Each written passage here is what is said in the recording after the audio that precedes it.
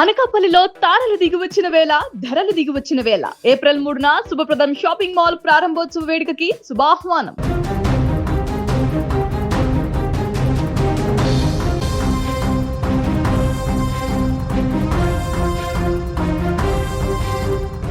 మార్కాపురంలో కొద్ది రోజుల క్రితం జరిగినటువంటి ప్రైవేట్ ట్రావెల్స్ బస్సు ప్రమాద ఘటనలో ఇప్పుడు విచారణలో షాకింగ్ విషయాలు బయటకు వచ్చాయి.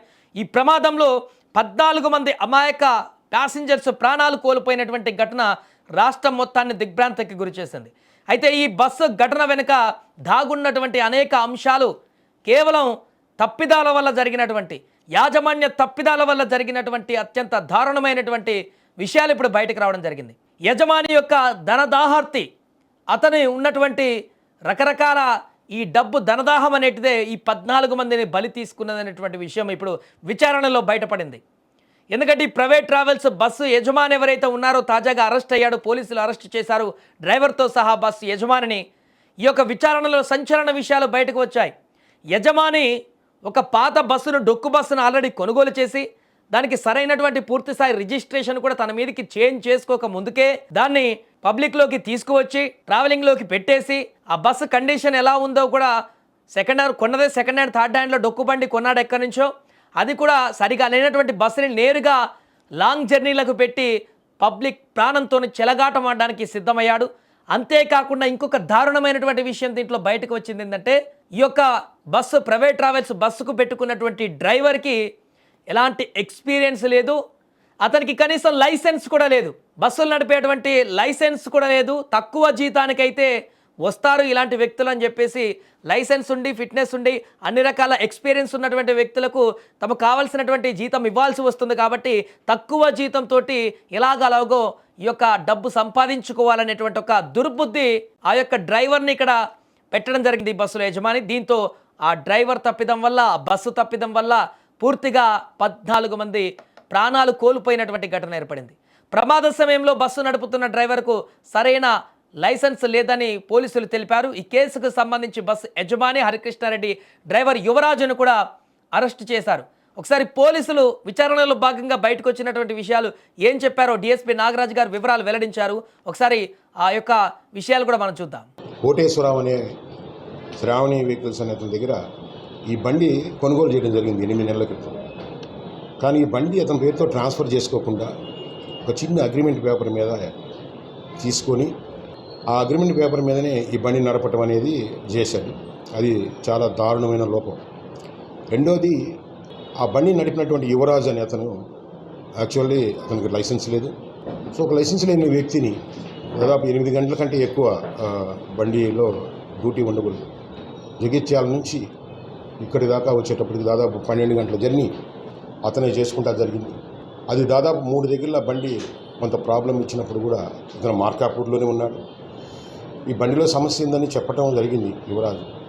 అయినా కానీ దాదాపు ఒక 44 మంది, దాదాపు 46 మంది ప్యాసింజర్స్ వెహికల్స్ని వీళ్ళందరి ప్రాణాలని ఇతను కనీసం లెక్క లేకుండా, కనీసం బండిని ట్రాన్స్ఫర్ చేసుకోకుండా, లైసెన్స్ లేకుండా, అట్లాగే ఎన్నిసార్లు చెప్పినా కానీ దాని మీద రెస్పాండ్ కానందువలన ఈ కేసుని culpable homicide not amounting to murder కింద నేను కట్టడం జరిగింది, అంటే మార్పు చేయడం జరిగింది. సో చాలా క్లియర్గా ఉంది పోలీసులు చెప్తున్నటువంటి వివరాలు కూడా. లైసెన్స్ ఉన్నటువంటి డ్రైవర్కు ఎక్కువ జీతం ఇవ్వాల్సి వస్తుందనేటువంటి కారణంతో యజమాని లైసెన్స్ లేనటువంటి యువరాజును పనిలో పెట్టుకున్నట్లుగా ఆయన చెప్పినట్టుగా పోలీసులు చెప్పారు.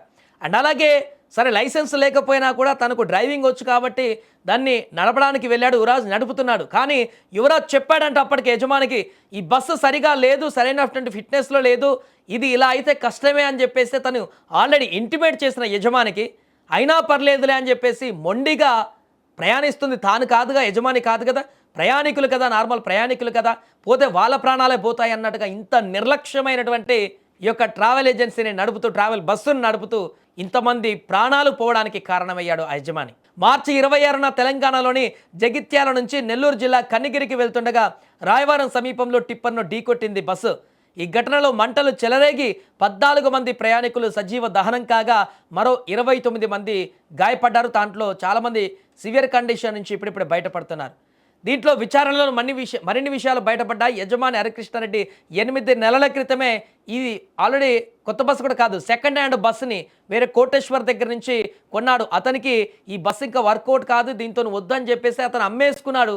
దాన్ని ఎక్కడో లోకల్గా ట్రాన్స్పోర్టేషన్కో లేకుంటే ఇతరత్ర దేనికైనా ఇక్కడ ఫ్యాక్టరీలో అట్లాంటి లోకల్స్లో వాడుకోవడానికి మాత్రమే ఉపయోగించేటువంటి ఆ బస్సుని నేరుగా పబ్లిక్ ట్రాన్స్పోర్ట్లో పెట్టి, అది కూడా చాలా లాంగ్ జర్నీ 10 అవర్స్ కంటే ఎక్కువగా ప్రయాణం కొనసాగించేటువంటి హైవే ప్రయాణం కొనసాగించేటువంటి ప్రయాణికులతో వెళ్ళేటువంటి ఈ ట్రాన్స్పోర్టేషన్లో పెట్టి ప్రజల ప్రాణాలతో ఒక రకంగా చెలగాటమాడాడు. సో తరచూ రిపేర్లు వస్తుండటంతో అసలు మార్గమైనటువంటి వినుకొండ వైపు కాకుండా జాతీయ రహదారి మీదుగా బస్సును మళ్లించినట్టుగా కూడా దర్యాప్తులో తేలింది. ఇప్పటికే అధిక వేగంతో ప్రయాణిస్తున్నటువంటి బస్సును తప్పుగా కుడివైపునకు మళ్లించి ఎదురుగా వస్తున్న టిప్పర్ డీజిల్ ట్యాంకును ఢీకొట్టడంతో మంటలు వ్యాపించాయని అధికారులు నిర్ధారించారు. బస్సులో సులభంగా అంటుకునేటువంటి పదార్థాలు ఉండడం కూడా అగ్ని వేగంగా విస్తరించడానికి దోహదపడింది. అయితే బస్సులోని ఎమర్జెన్సీ ఎగ్జిట్ డోర్ సుమారు 20 మంది ప్రయాణికుల ప్రాణాలను కాపాడడానికి సహాయపడింది. ఏదేమైనా కూడా పోలీసుల విచారణలో ఇప్పుడు షాకింగ్ విషయాలు బయటికి రావడంతో ఎవరైతే ప్రైవేట్ ట్రావెల్స్ బస్సులను నడుపుతున్నారో ఆ వ్యక్తులకు సంబంధించి ఆలోచన ఏ రకంగా ఉంటుందో ఈ యొక్క ఘటన అర్థం పడుతుంది. అందులో ప్రయాణించేటువంటి అమాయక ప్రయాణికుల ప్రాణాలతో ఎలా చెలగాటమాడతారో అర్థమవుతుంది. వారి ప్రాణాలకు ఏమాత్రం లెక్క చెయ్యరు అనేటువంటి విషయం కూడా ఈ ఘటన ద్వారా అర్థమవుతుంది. నిర్లక్ష్యం. బస్సు డ్రైవర్ ఆల్రెడీ చెప్పాడు, ఇది కండిషన్ లేదు, కష్టంగా ఉంది అని చెప్పినప్పటికీ మొండిగా కొనిందే సెకండ్ హ్యాండ్ బస్సు, అది కూడా రిజిస్ట్రేషన్ పూర్తి స్థాయిలో కాలేదు. అండ్ అలాగే ఆ బస్సుకి లైసెన్స్ లేని డ్రైవర్ని పెట్టుకున్నాడు జీతం లేకుండా. అలాగే నేరుగా కొద్ది రోజులు లోకల్ ట్రాన్స్పోర్టేషన్ అది ఎలా ఉందో కండిషన్ కూడా చెక్ చేసుకోకుండానే నేరుగా లాంగ్ జర్నీలో పబ్లిక్ను ఎక్కిస్తూ వారి యొక్క ప్రాణాలతో చెలగాటమాడుతూ ఈ ప్రయాణాన్ని కొనసాగించాడు.